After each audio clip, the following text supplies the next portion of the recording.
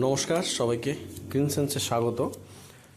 এখন বোগেনভিলিয়ার যতটা ফুল হয় তার থেকে বেশি পাতা হয়, কারণ বর্ষা প্রায় মাঝে মাঝে হচ্ছে, যদিও টাইম নয়।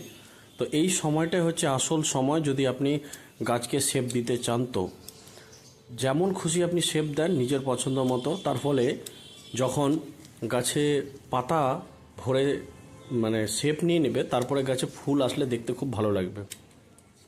এখন গাছটাকে আপনি কিভাবে শেপ দেবেন, কোন জায়গাগুলো কাটবেন, সেই নিয়ে ছোট্ট একটি আমার ভিডিও।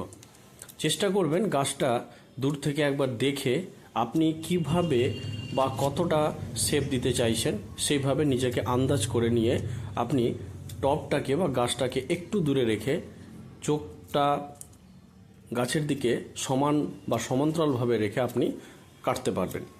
চেষ্টা করবেন হার্ড প্রুনিং না করার, কারণ হার্ড প্রুনিং করলে এই সময় ডাল, মোটা ডাল যদি হয় তাহলে কিন্তু কুশি আসতে সময় লাগে।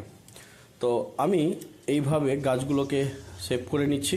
শেপ করে নেওয়ার পরে আপনি চেষ্টা করবেন এই গাছগুলোতে সেরকমভাবে এখন খাবার প্রয়োগ না করার।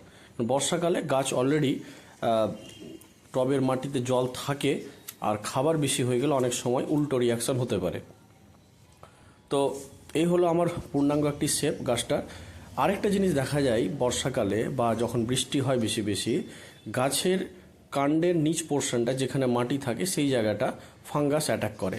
তো আপনার হাতের কাছে যে অ্যান্টি ফাঙ্গাসগুলো হবে বা ফাঙ্গিসাইডগুলো যেগুলো হবে, যেমন ব্লাইটক্স হোক কিংবা সাফ হোক, আপনি জাস্ট একটুখানি জল দিয়ে ভিজিয়ে সেটাকে কাণ্ডের মধ্যে প্রলেপ করে দিতে পারেন, তুলি দিয়ে হোক কিংবা হাত দিয়ে হোক। চেষ্টা করবেন কাণ্ডের সমস্ত অংশটাই নিচ থেকে, মাটি থেকে যতটা উঠেছে পুরোটাই প্রলেপ দিয়ে দেওয়ার।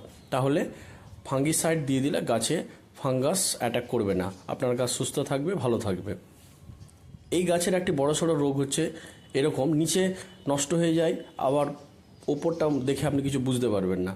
তাই চেষ্টা করুন আপনি গাছকে এইভাবে সুস্থ রাখুন, ভালো রাখুন। গাছও আপনাকে অক্সিজেন দেবে ভরপুর, আপনাকে সুস্থ রাখবে। থ্যাংক ইউ চ্যানেলটিকে